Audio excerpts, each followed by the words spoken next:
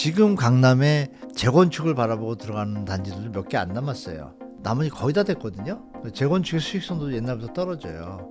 그나마 조금 강남은 분양가가 높으니까 재건축할 가능성이 높지만 그 외에는 좀 힘들거든요. 근데 그걸 바라보고 들어가시는데 재건축 보통 하려면 일단 10년 바라봐야 돼요. 저희가 결혼할 때 결혼쌍이 45만에서 50만 쌍이에요. 집이 50만 개가 필요한 거예요. 재작년에 19만 쌍 짓고 여러분 2033년에 몇 쌍인 줄 아세요? 13만 쌍으로 줍니다. 10년 뒤에 시장을 예측하고 지금 내 집 마련하시거나 하셔야지 그걸 생각 안 하시고 하시면 조금 곤란한 상황이 될 수도 있겠다.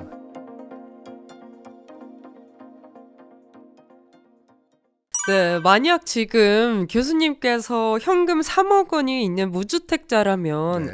2026년 2월 현재 어떤 결정을 내리실 것 같으세요? 3억이 있다? 네. 근데 어떻게 하고 뭐 실거 주신가요? 아니면 뭐 전세 살고 계신가요? 오피스텔에 계신가요? 그게 지금 중요하죠. 예를 또. 들어 전세를 살고 있는데 전세 전세 만기. 살고 네. 전세인데 전세돈 말고도 3억이 있어요? 네. 질문이 정확해야 돼요. 제가 자산관리 컨설턴트 하니까. 네. 완전 빈털터리고 그냥 현금 3억밖에 없어요. 아무것도 없어요. 어디 살고 있어요, 그 사람은? 그냥 부모님 집. 캥거루 오케이. 네. 캥거루신데 네. 현재 3억이 있다. 그러면 이제 직장은 어떻게 좋은가요? 직장 이런 게 기본적으로 있어야 여러분 명료한 이 해답이 됩니다. 대출은 못 받아요. 대출을 못 받아요. 왜요? 대출 왜 직장 못 때문에 받아요? 대출 물어보시 대출 때문에 직장이 직장- 없어요? 프리랜서. 프리랜서 분들 네. 조금 이제 불이익을 당하고 있죠, 사실. 네. 근데 여러분 프리랜서 분들한테 미리 말씀드릴 것부터 하나. 카드를 잘 쓰세요. 카드를 쓰시면 네. 이거 은행에서는 잘 안 하려고 하는데 네. 그 인정소득이라는 게 있어요. 이 사람이 카드를 쓴 게 1년에 한 3천을 썼어요. 그러면 근데 이게 2, 3년 동안 계속 써왔어. 그럼 이 사람이 3천만 원 이상은 번다는 얘기잖아요. 카드 연체 안 하고. 그럼 이걸 3천만 원 소득으로 인정을 해줍니다. 여기에 맞춰서 대출을 해줍니다. 근데 직장분들이 이제 프리랜서 분들이 은행 창구를 가면 직장 뭐 소득 주면 뭐 이런 거 이래요. 그러면 뭐 그런 거 없는데 이러면 그거 없으면 안 됩니다. 이러고 끝내요. 네. 속지 마시고 아니 좀 똑바로 얘기해 주세요. 근데 뭐 은행보다 이제 대출 영업사 뭐 이런 데 있잖아요. 네. 이런 분들이 이 일을 주로 해요. 그래서 그분들한테 물어보시면 뭐 나쁜 분도 있겠지만 잘 찾으셔가지고 대출 상담 전문하는 회사들이 있어요. 대출 중개 협회도 있어요. 거기 전화하시면 알려줄 거예요. 좋은 회사들 몇 개. 그런 데는 전문적으로 그 고객에 맞춰서 가능한 대출과 대출 이자 뭐 이런 것들 계산을 잘 해줘요. 그걸 활용하시면 프리랜서도 제일 좋고 그래서 평소에 그 카드 그걸 쓰는 게 좀 좋다 이렇게 좀 말씀드리고 인증서도 갖고 근데 지금 이제 이걸 대출이 안 돼요. 그러면 이분은 그러면은 일단 기타 소득 지금 정부에서도 이 부분을 지금 손대고 있거든요. 사실 프리랜서나 이런 분들이 소득은 분명히 있는데 이 정규직이지 않고 이제 비정규적으로 이게 수입이 들어다 보니까 그거에 대한 어떤 담보의 개념에서 명료한 게 없어요. 그런데 해외는 이게 가능하거든요. 신용대출의 개념을 우리는 뭐 마이너스 통장 이쪽으로 쭉쭉 밀어붙여가지고 뭐 이렇게 쉽게 말하면 하품 처리하는데 해외는 그렇지가 않아요. 그 사람이 신용 점수가 좋으면 어느 한도 내에서는 그냥 깔끔하게 그냥 대출해 줘요. 근데 그 다음에 그걸 못 갚으면 신용이 완전히 내려가죠. 근데 그런 게 잘 되는데 우리는 좀 그게 아직 미흡해요. 아마 손 댈 거예요, 대통령이 제가 볼 때. 그럼 일단 한 3억이 있다. 네. 3억이 있는데 그분의 목적이 결혼이다. 네. 그러면 열심히 그 돈 중에 몇 프로를 친구를 만드는 데 써야 되겠죠. 좋은 친구를 만났는데. 그냥 혼자 있으면 안 되잖아요. 혼자 살 거예요? 혼자 살 거면 그냥 제가 볼 때 월세 살면서 계속 돈을 열심히 버는 게 더 현명할 수도 있잖아요. 그러니까 이게 여러 가지 경우가 있어서 그냥 평범하게 지금 사례를 프리랜서를 말씀하셨으니까 프리랜서 분은 계속 수입이 그래도 모으실 거 아니에요? 쓸 거 쓰고 뭐 3억이 있으면 이게 큰 돈입니다, 여러분. 10억짜리 집을 사인해서 살 수가 있어요. 70%가 대출이 되니까. 근데 여기서 살 수는 있는데 정부에서 인정하는 소득 인정이 걸리니까 대출이 이게 100%가 안 나오는 거예요. 네. 생애 지출 70%잖아요. 그렇죠. 소득 금액 범위는 맞는데 DS나 이런 걸 계산하면 걸린단 말이에요. 그러면 그거를 맞추기 위한 준비 작업을 한 1, 2년 하면 어떨까? 제가 볼 때 프리랜서면 자그마한 직장이라도, 그러니까 우리가 소득이 근로소득이고 기타 소득이 있잖아요. 이렇게 프리랜서 뭐 하든지 강연하든지 이러면 그 소득을 다 합쳐가지고 소득 인정금액으로 할 수 있는 방안들이 있는 거를 알아요. 제가 알기로 해가지고 대출 본부장들은 잘 아시더라고. 그거를 활용하는 걸 한번 찾으시면, 아 그럼 내가 3억이면 최소한 6억, 7억짜리 집은 내가 도전할 수 있구나. 근데 내가 버는 프리랜서 수입이 그럼 3억이나 4억을 대출 받았을 때 말씀드린 대로 대출 본부장이 이자하고 원금 갚는 이런 비율을 계산해서 금액이 딱 나오잖아요. 한 달에 내가 어느 정도를 넣어야면 이게 유지가 된다. 근데 이게 만약에 내가 영원히 살 집이면 20년, 30년짜리 모기지로 하면 분산이 돼가지고 낮아져요. 부담이 적어요. 그런 계산을 정확하게 해보시면 제가 볼 때 5억에서 7억짜리 집은 언제든지 살 수 있다고 봐요. 지금도. 그래서 은행 창구에서는 잘 대답을 안 해줍니다. 그런 방법을 찾으셔서 내 집 마련이 꼭 필요하면 그렇게 집을 만든 다음에 뭐 여자나 남자 배필을 찾으셔도 되고, 그렇죠? 아니면 3억이 있다. 아까 제가 그 친구 만드는 얘기가 개냐는 얘기가 아니고요. 3억이 있으면 친구가 생겼어요. 그럼 신혼부부가 될 수 있잖아요. 그렇죠. 그러면 정부에서 분양하는 공공 분양은 일반 시세보다 저렴하잖아요. 시간도 있고. 근데 둘이 결혼할 마음이 생겼어. 이게 심하게 얘기하면 이걸 위해 가지고 가짜 결혼하고 뭐 이런 실제로 있어요. 근데 일반 분들은 그런 생각까지 안 하거든. 굳이. 그러니까 우리 정상적인 분들을 위해서 제가 말씀드리면, 그럼 두 분이 만났어요. 그럼 두 분이 버는 액수가 조금 더 높아질 거 아니에요. 그렇죠. 자, 그러면 정부가 공급하는 요새 3기 신도시나 또 서울 유지 좋은 데 많이 한다잖아요. 근데 신혼부부 물량이 분명히 있단 말이에요. 희망이 있죠. 거기 한번 도전해야 되는 거 아니에요? 그렇죠. 분명히 기회가 있는데. 그러면 내가 3억이 있으니까 심하게 얘기하면 완전 여유죠. 그죠? 만약에 신도시 같은 경우엔 25평이면 5억, 6억대에서 끝일 거고, 좀 32평 가면 7, 8억 뭐 이렇게 가요. 근데 내가 3억인데 친구도 설마 빚을 졌겠어요?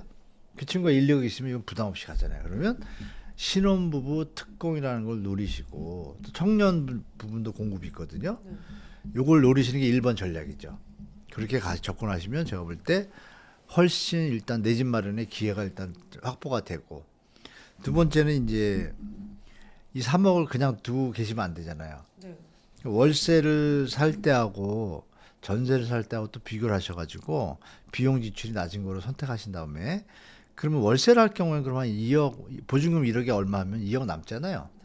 2억을 여러분들이 조금 공부를 하시다. 요즘 유튜브가 잘 됐으니까 유튜브를 보시고 뭐 가치 성장주, 뭐 배당 안정주 이런 것들, 아니면 ETF 많이 하시잖아요. ETF를 잘 활용해서 묻어두면 거기 은행이자보다 더 줘요. 100%. 그럼 그 자본이 늘 거 아니에요. 복리로. 이런 식으로 또 자산을 좀 활용하시면서 친구도 만드는 방법이 1번 아니라고 생각하고, 2번 그냥 일단 혼자 살겠어요 이러면 제가 볼 때 국가의 도움이 안 되기 때문에, 국가의 도움이 안 되지만 뭐 세상이 이제 1인 가구가 많다 보니까 개인적으로 이제 조언을 드린다라면 큰 집은 필요 없잖아요. 지금 큰 집 능력도 안 되고. 그러면 지대 이론이라는 게 있어요. 지대 이론. 나이 20에서 30은 10년 지나면 40, 50이 되잖아요. 그럼 40, 50이 강남에 살아서 혼자 살 때는 큰 의미가 없어요. 여유가 없을 때. 그러면 중장기적으로 계산하겠죠. 지대 이론이니까 뭐예요? 내가 강남에 집값이 비싼 이유는 출퇴근이 가까우니까 그 비용만큼 정가에서 부동산 가격이 형성되는 건데, 지금은 자본 투자 대상으로 되다 보니까 더 올랐잖아요. 그런데 조금만 요새 교통 많이 좋아졌잖아요. GTX도 생기고 계속 개통될 거고. 근데 거기가 지금 가면 저렴하거든요. 옛날에는 출퇴근 시간에 아무것도 할 게 없어요. 저희 때는 그냥 멍 때리고 눈길을 어디다 둬야 될지도 모르겠어요. 지금은 안 그렇잖아요.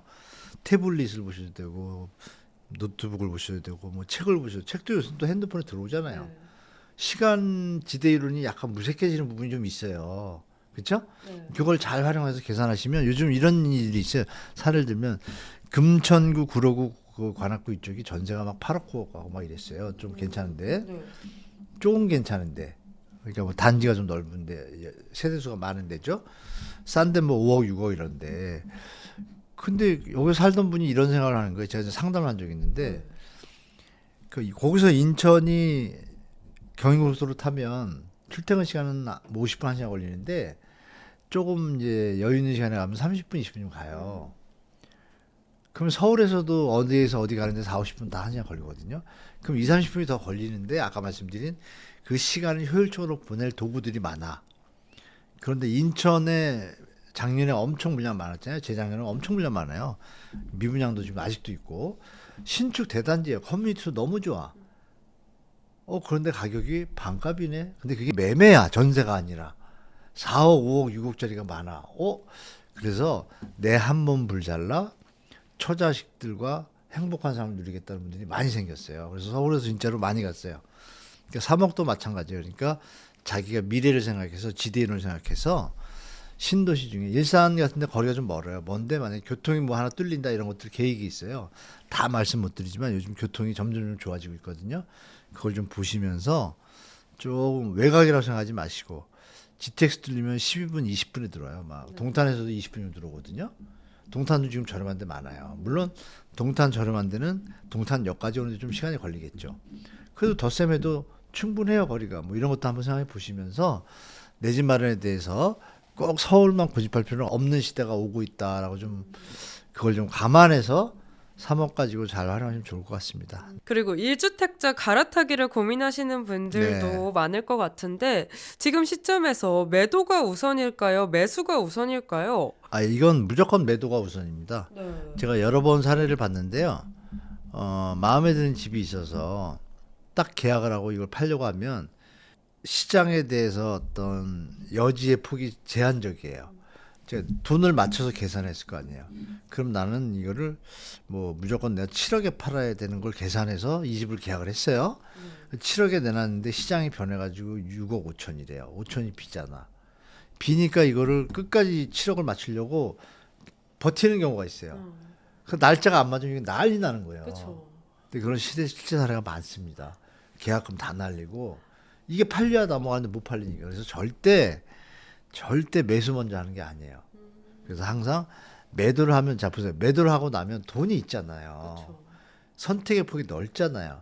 정 안 되고 저 집을 기다릴 거면 월세를 잠깐 살아도 되고 뭐 숙박업소에 가서 한 달을 살아도 되고 이런 여유가 있는데 먼저 이게 매수를 하면 빠져나갈 데가 없어요. 그래서 드릴 말씀은 갈아타기를 하시는 분들은 필히 먼저 매도를 하신 다음에 시장을 빨리 가셔가지고 원래 봤던 집들 빨리 가셔서 트라이 하셔야 되는데 그 사이에 이게 막 올랐어. 이러면 또 난감이잖아요. 그럼 어떻게 하겠어요? 결정을 해야지. 더 내고 갈 건지 내가 1, 2년 기다리겠다 하고 월세 전세 돈이 있으니까 그죠? 월세 전세 가면 돈 남잖아요. 그렇죠. 남은 돈 갖고 자산 운용하고 이렇게 가시는 게 저는 제일 합리적이다라고 말씀드릴게요. 앞을 따져보면 매도가 먼저다 이렇게 말씀드리겠습니다. 네. 그리고 5월 이후 다주택자 양도세 중과 유예가 종료되는데요. 매물이 쏟아지게 될까요? 아니면 증여로 숨어버릴까요?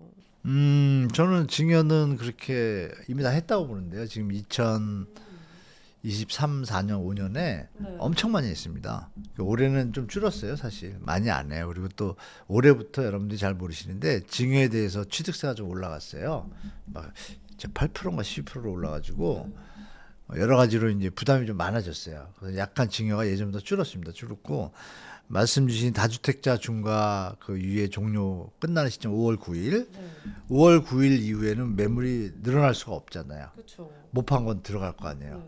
그냥 이 부분에 대해서도 정부가 또 대책이 나올 수도 있지 않을까요?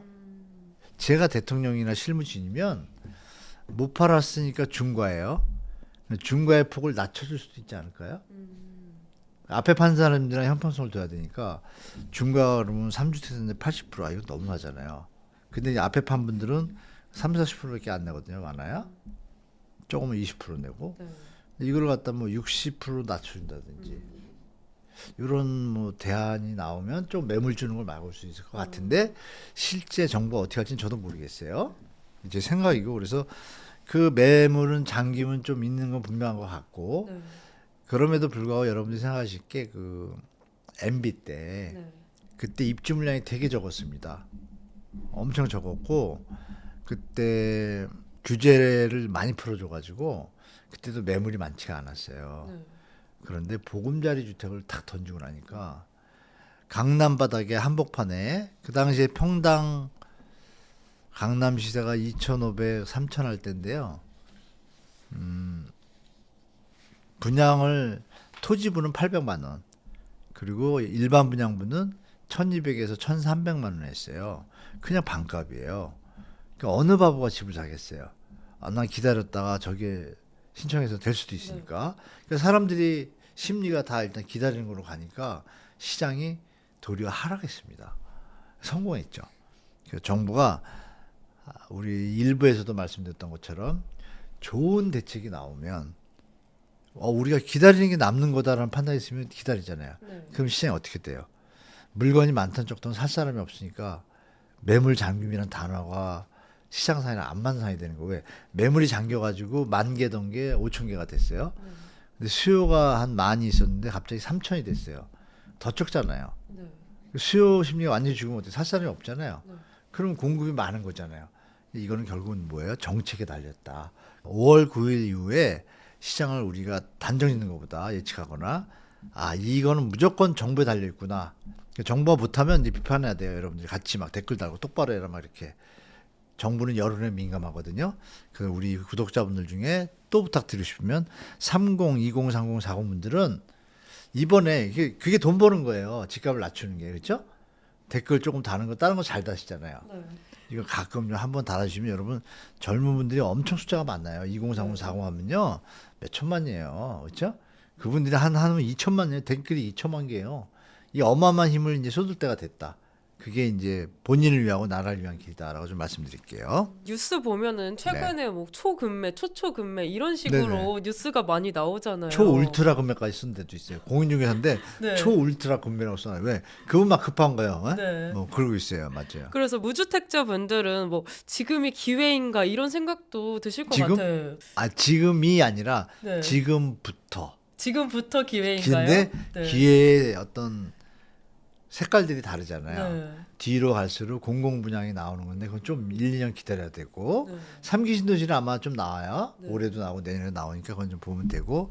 근데 이제 기존 주택 이 시장 안에서는 매물이 약간 막 들쑥날쑥 하잖아요. 그렇죠. 그럼 이제 금매가 지금 나오고 있잖아요. 근데 그 네. 금매가 말씀드린 것처럼 25억 올라갔을 때도 미친 집값이라고 했던 게 갑자기 37억이 됐으니 네. 갭이 너무 벌어졌잖아요. 그렇죠. 그 거래가 없고.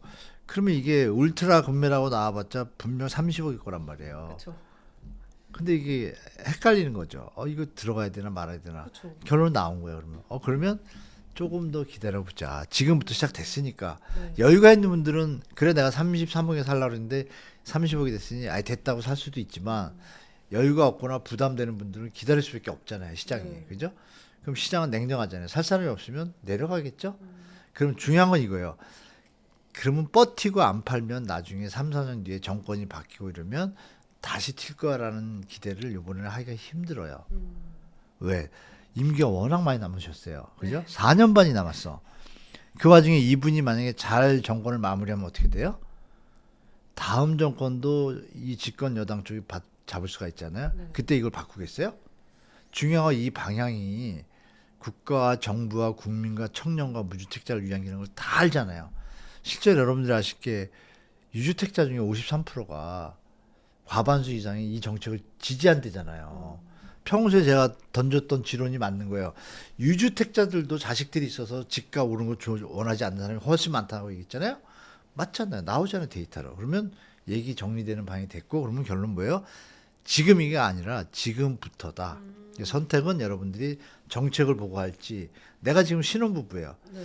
바로 들어가야겠어. 바로 벌써 뭐 죄송한 얘기지만 아기가 있어. 네. 그럼 내 집에 있는 게 이사가기 좀 그렇잖아요. 그러면 이제 그걸 합해서 그냥 저렴한데 초울트라 금매 찾아서 네. 조금 발품 팔아서 들어가시는 거고. 그렇지 않고 내가 좀 여유가 있어. 아직 결혼할 때가 좀 많이 남았어. 뭐 재혼을 해야 되는데 재혼하는데 굳이 지금 안 해도 돼야 네. 지내다가 2년 뒤에 할 것 같아. 기다릴만 하잖아요. 그렇죠. 이런 전략으로 접근하시면 좋을 것 같습니다. 네. 아직 조금 여유가 있다면 기다려 보면서 들어가는 게 나쁘지 않다 이런 네, 말씀이신 지금 거죠? 제가 볼 때 좀 네. 그래요. 지금 대통령의 어떤 강력한 의지를 우리가 봤잖아요. 네. 그 부분을 우리가 좀 지켜볼 필요가 있다. 그리고 이제 갈아타기도 많은 분들이 생각을 하시는데 여전히 똘똘한 한 채 초양극화 쏠림이 정말 심한데 지금이라도 무리해서 상급지로 이동하는 거 어떻게 생각하시나요? 그건 이제 고려해 볼 때가 된 것 같은데요. 네. 너무 많이 올랐고 이런 표현 들으면 되겠구나. 거기에 가는 목적이 뭐죠? 상급지로? 그러니까 우리가 지금 한 몇십 년 동안 강남 프레임에 빠졌거든요. 네. 그래서 이런 얘기 들으면 또 강남에 계신 분들이 저 욕할지도 모르는데 강남에 살아본 사람들은 강남이 정말 좋다고 얘기 안 해요. 그렇죠. 신도시 살아본 분들은 강남도 살고 신도시 살아본 분들은 살기는 신도시가 훨씬 낫다 그래요. 투기하기에는 강남이 나을 수는 있는데 이제 선택은 이제 여러분들의 몫인데 그러면 무리해서 거기를 가는 이유는 뭘까요? 강남에 산다는 그 브랜드 프리미엄을 누리고 네. 만족을 느끼고 여기가 그래도 더 오를 거다 앞으로라는 기대감이잖아요. 근데 그 희소성은 분명히 있죠. 근데 어느 정도 선을 넘어가면 이제 우리는 국토가 좁잖아요. 서울에 있는데 판교에 사시는 분들은 서울 별로 취급 안 해요. 거기가 더 훨씬 살기 좋거든요. 집값도 막 거의 강남 수준이고. 네. 그러니까 그런 대체지가 이제 생길 거예요. 그런 걸 생각해 보시면 지금 강남에 재건축을 바라보고 들어가는 단지들도 몇 개 안 남았어요. 잠실, 주공, 근데 나머지 거의 다 됐거든요. 재건축의 수익성도 옛날부터 떨어져요. 그나마 조금 강남은 분양가가 높으니까 재건축할 가능성이 높지만 그 외에는 좀 힘들거든요. 근데 그걸 바라보고 들어가시는데 재건축 보통 하려면 일단 10년 바라봐야 돼요.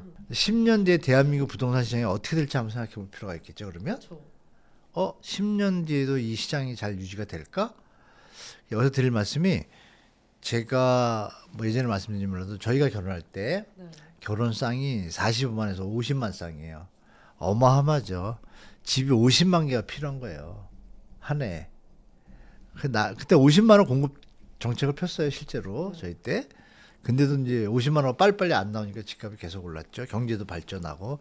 이때도 경제가 엄청 발전했어요. 그러니까 같이 올라가요. 근데 지금은 우리 앵커님 또래분들 지금 결혼하신 거 보면 재작년에 19만 쌍 찍고 네. 다시 20만 쌍 찍고 21만 19만 이거 왔다 갔다 해요. 20만 정도예요. 근데 여러분 2033년에 몇 쌍인 줄 아세요? 이미 출생한 수랑 비교하면 되잖아요. 모르죠. 네. 제가 보시는 것처럼 13만 쌍을 줍니다. 거의 반토막. 근데 그게 불과 10년 만에. 자, 저희 때는 30년 걸렸어요. 반토막이. 그리고 그림 보시면 더 심하죠? 네. 여기서 여러분들이 10년 뒤를 생각할 필요가 있다는 얘기를 제가 드리는 거예요. 물론 제가 10년 전에 혹자들은 또 여기 댓글 달릴 거예요. 분명히 또 안티팬들. 미리 말씀드리면 저는 하락론자도 아니고 뭐 10몇 년째 하락한 적도 없고 그리고 하락을 마친 적도 많아요. 그렇기 때문에 댓글 잘 다시기 바랍니다. 제가 그냥 넘어가지 않으니까요. 조심해서 다시기 바래요. 드릴 말씀은 이제 10년 뒤의 시장을 예측하고 지금 내 집 마련하시거나 하셔야지 그걸 생각 안 하시고 하시면 조금 곤란한 상황이 될 수도 있겠다. 자, 지금 뭐 압구정이 뭐 100억 간다 막 그러잖아요. 그렇죠. 100억이 그 A 이름인가요? 그 아파트 32평 한 채에 왜 100억을 깔고 살아요? 그거는 일부 진짜 0.1%의 최하 상위 그분들이 그건 인정해요. 그런데 최근에 강남에 매물 나온 거 제가 말씀드렸잖아요. 압구정에. 몇백 개씩 나오는 거예요. 압구정이. 네. 그 한강변이. 그게 다 뭐예요? 투기한 사람들인 거예요. 그럼 그분들은 못 버티는 거예요. 그럼 나중에 팔고 나올 생각을 했잖아요. 네. 근데 지금 많이 올랐잖아요. 여기 생각을 잘 하시라 말씀드린 거예요. 그러면 싸게 팔아도 남잖아요. 근데 들어올 분들은 근데 그것도 언제 돼요? 10년이 될지 15년이 될지 몰라요. 그렇죠? 음마아파트 지금 30년째잖아요. 네. 그분들이 지금 성공한 걸까요? 돈은 올랐지만 삶이 어떻게 됐어요? 30년 동안. 뭐 이런 걸 잘 판단하셔야 돼요. 시대가 바뀌었다. 부동산 불패신화는 이제 끝나가고 있는 중이다라는 건 누구나 다 알고 있고 연착륙을 위해서 지금 모든 기관들이 데이터가 나오고 대책들이 나와요. 연착륙을 위해서. 왜? 붕괴될 소지가 너무 많으니까 이걸 감안하셔서 그러면 이런 얘기하죠. 붕괴가 돼도 서울은 살아남다 그래요. 살아남으면 그게 제대로 살아남을까요? 붕괴됐다는 얘기는 옆에 대체지가 많이 생긴다는 얘기예요. 그럼 왜 여기다 40억을 깔아요? 그냥 이쪽에 가서 10억짜리 20억 갖고 1년에 1억씩 써도 이자가 붙으니까 1억씩 써도 돈이 남아요. 네. 그죠? 뭐 이런 거 한번 삶의 어떤 패러다임이 바뀔 수 있다. 5년, 10년 사이에 이거 한번 판단할 필요가 있다고 말씀드릴게요. 그리고 최근 경매 시장에 유입되는 물건들도 많다고 들었어요. 엄청 많죠. 2026년 경매를 통해서 내 집 마련하는 건 어떻게 보시나요? 좋게 보죠. 제가 뭐 저번에 나와서도 말씀드렸잖아요. 경매 매수 대리인 그 활용하시라고. 근데 뭐 재작년에 나와서도 말씀드렸었어요. 제 말대로 실제로 경매 물건이 엄청 쏟아지고 있잖아요. 네. 아파트도 그렇고. 그리고 아마 하반기에 더 나올 수 있습니다. 그리고 올해 여러분 NPL이라고 들어보셨을 거예요. Non-Process 뭐 이렇게 론 이래 가지고 이자 연체가 되는 분들은 이제 3개월 지나면 NPL 부실채권 해가지고 이걸 팔아요. 경매에. NPL 물건을 팔고 NPL 업체가 돈 사서 자기들이 싸게 팔든지 아니면 경매 붙여버려요. 바로. 이런 물건들이 주택이 많아요. 주택이 많은데 가격이 좀 저렴하게 나오잖아요. 근데 경매 권리 분석을 잘 모르시니까 이제 접근하기 힘드신 거잖아요. 그래서 이제 항상 말씀드리는 게 어설피 경매 컨설팅 뭐 100만 원, 200만 원짜리 이거 있어요. 강의. 네. 그거 해가지고 내 집 마련할 생각은 하지 마세요. 그건 투자, 나쁘게 하면 투기꾼은 별로 없지만 투자할 때 접근하는 방법이고요. 내 집 마련을 위해서는 경매 매수 대리인이라는 분을 찾아요. 또 말씀드리지만 찾기가 어렵다. 그럼 어디서 찾니? 이러실 것 같은데 여러분이 사시는 지역 있잖아요. 네. 지역에 공인중개사협회에 물어보셔도 알 수도 있을 거고 친절한 데면 알려줄 텐데 불친절하면 또 안 알려주겠죠. 근데 이제 거기서 이제 이수를 하거든요. 실무교육을. 그래서 리스트가 있어요. 분명히. 얘기 잘하시면 알려줄 거예요. 아니면 이제 거기가 잘 접속이 안 되시면 그 지자체 주택가 있잖아요. 이 법원에서 등록증을 줘가지고 주택가에서 리스트를 관리해요. 그래서 주택가인데 또 지자체마다 또 틀리다 보니까 다른 부서에 넘길 수도 있잖아요. 관리를. 그러면 그분한테 물어보는 거죠. 아, 그 매수인 리스트 있는 걸 아는데 다른 부서라도 알려주면 알아봐서 알려줘요. 그럼 거기 딱 물어보시면 리스트에서 내가 무슨 동에 사는데 이 근처에 있는 공인중개사 분 중에 경매 매수 대리 자격 있는 분 알려주시면 그걸 가지고 찾아가시면 되죠. 그럼 그분들이 비싸게 안 받아요. 절대. 그리고 동네 분이니까 돌아가는 가격도 잘 알잖아요.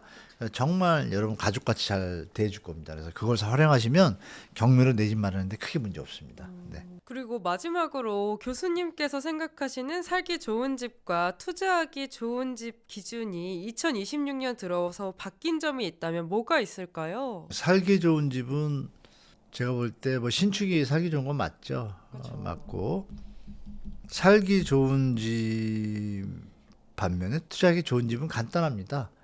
그 수요가 계속 몰리는 곳. 뭐 이러면 다 아실 거고. 네. 근데 뭐 맨날 보는 강남 뭐 이것만 볼 것이 아니고 거기 너무 가격이 자 수요가 몰려도 어느 가격 임계점에 있으면 조정을 받아요. 잘못 사면 끝물에 사게 돼요. 그렇죠. 그리고 여러분 2020년, 21년에 투자하기 좋다 그래가지고 막 노원, 강남 막 샀는데 노원은 지금 정말 힘들잖아요. 5년 동안 이자만 냈는데도 가격이 내려와 있잖아요. 그 욕심 때문에 지금 피해를 보고 있잖아요.